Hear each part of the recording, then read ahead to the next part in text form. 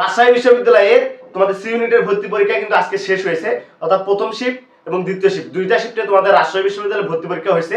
এখন তোমাদের কমন কিছু কোশ্চেন যে ভাইয়া রাজশাহী বিশ্ববিদ্যালয়ে ভর্তি পরীক্ষা শেষ, সেখানে কাট মার্ক কত হতে পারে, মেরিট পজিশন কত যাবে, ওয়েটিং লিস্ট থেকে আমি কত হলে সাবজেক্ট পাবো এবং আসন সংখ্যা এ টু জেড আজকে বিস্তারিত কথা বলবো। আজকে পুরো ভিডিওতে কথা বলবো রাজশাহী বিশ্ববিদ্যালয়ের সি ইউনিট নিয়ে। তোমরা যে কোনো আপডেট তথ্য পাওয়ার জন্য আমাদের ইউটিউব চ্যানেলটা সাবস্ক্রাইব করে রাখো, যাতে পরবর্তীতে যে কোনো আপডেট তথ্য আসার সাথে সাথে তোমরা পেয়ে যাও। দেখো তোমাদের রাজশাহী বিশ্ববিদ্যালয়ে ভর্তি পরীক্ষা আছে দুইটা শিফটে। তোমাদের কয়টা শিফটে ভর্তি পরীক্ষা আছে? দুইটা। তোমাদের দুইটা শিফটে পরীক্ষা আছে মানে তোমাদের কোশ্চেন কিন্তু আলাদা আলাদা হবে, মানে কোশ্চেন আলাদা আলাদা হবে।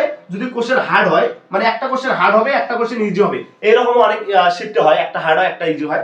যদি তোমাদের কোশ্চেন হার্ড হয় তাহলে সেই শিফটের কাটমার্কটা আসলে কমে যাবে এবং যে শিফটে ইজি হয়েছে সেটা কাটমার্ক কিন্তু বেড়ে যাবে। বাট তোমাদের যে আসন সংখ্যা আছে এটা কিন্তু মানে আলাদা হয়ে যাবে। তোমাদের যেহেতু ফার্স্ট শিফট আর সেকেন্ড শিফট দুইটা শিফটে ভর্তি পরীক্ষা হয়েছে, তোমাদের প্রথম শিফটে আছে হচ্ছে 768টা সিট এবং দ্বিতীয় শিফটে আছে হচ্ছে কি 768টা সিট, মানে দুইটা আলাদা আলাদা সিট আছে।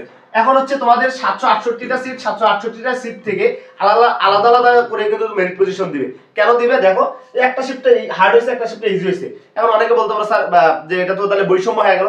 বৈষম্য না, কারণ তুমি যে শিফটে হার্ড হয়েছে ওই শিফটের মেরিট ওই শিফটেই দিবে, যে শিফটে ইজি হয়েছে ওই শিফটের মেরিট ওই শিফটেই দিবে। হ্যাঁ, এখন দেখো তোমাদের এই যে রাজশাহী বিশ্ববিদ্যালয়ের সি ইউনিটের টোটাল আসন সংখ্যা হচ্ছে 1534টা, আলাদা আলাদা করে 768 768। এখন এই বছর তোমাদের রাজশাহী বিশ্ববিদ্যালয়ের সি ইউনিটে পরীক্ষা দিয়েছে আসনপতি হচ্ছে লড়েছে হচ্ছে কি 82 জন শিক্ষার্থী।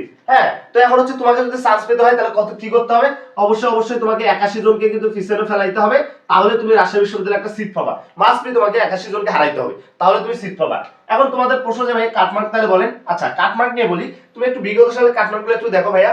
তোমাদের হচ্ছে 22-23 যে কাটমার্ক ছিল 61 প্লাস, কোশ্চেন একটু হার্ড হয়েছিল।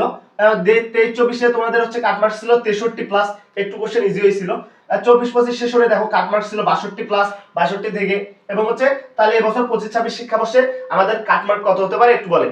তোমরা শিওর থাকো, তোমাদের হচ্ছে সেফ জোন যদি আমি বলি, সেফ জোন যদি বলি ভাইয়া, তোমরা যারা 65 প্লাস আসো, 65 প্লাস যারা আসো সবাই রাজশাহী বিশ্ববিদ্যালয়ের সি ইউনিট একটা সিট পাবা ইনশাআল্লাহ।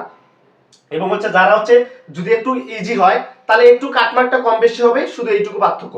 যদি একটু হার্ড হয় তাহলে একটু কম বেশি হবে। তাহলে দেখো তোমার 61 প্লাস যারা আসো তারা ওয়েটিং থেকে মাস্ট বি সাবজেক্ট পাওয়া ইনশাআল্লাহ। এখন কেন কথাটা বললাম দেখো, তুমি বিগত সালে দেখো তো ভাইয়া মেরিট পজিশনটা একটু দেখো, খেয়াল করো। বিগত সালে কিন্তু মেরিট পজিশন 1700 পর্যন্ত গিয়েছিল একটা করে শিফটে।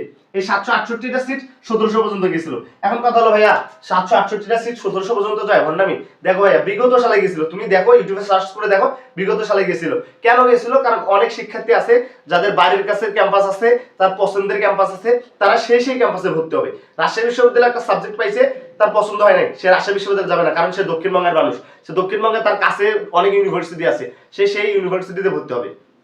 যার কারণে এইটা সবাই কিন্তু ভর্তি হয় না, অনেক সিট ফাঁকা থাকে, যার কারণে 1700 পর্যন্ত চলে যায় এবং লাস্ট পজিশনে মাইগ্রেশন হয়। মাইগ্রেশন হওয়ার পর কিন্তু আবার সাবজেক্ট চলে আসে অনেকের। মাইগ্রেশন যখন হয় সাবজেক্ট খালি হয়ে যায়, আবার কিন্তু মেরিট দেয়। তার মানে লাস্ট মেরিট পর্যন্ত তোমাদের 1700 থেকে 2000 এর মধ্যে যারা আসো তারা ধরে রাখো ওয়েটিং থেকে একটা সাবজেক্ট পাবা। কেন বললাম? বিগত সালে কিন্তু তোমার এই 2176 এরকম পর্যন্ত গিয়েছিল তোমাদের আসলে ওয়েটিং থেকে। তাহলে এবছর ধরে রাখো 2000 এর মধ্যে যারা থাকবা তারা ওয়েটিং থেকে একটা সাবজেক্ট পাবা। তার মানে তোমরা যারা 1700 পর্যন্ত আসো তারা শিওর ধরে থাকো তোমরা যে একটা হলেও তুমি সিট পাবা। হ্যাঁ, এখন দেখো তোমাদের ওয়েটিং এর কথা বললাম, মেরিট পজিশন বললাম।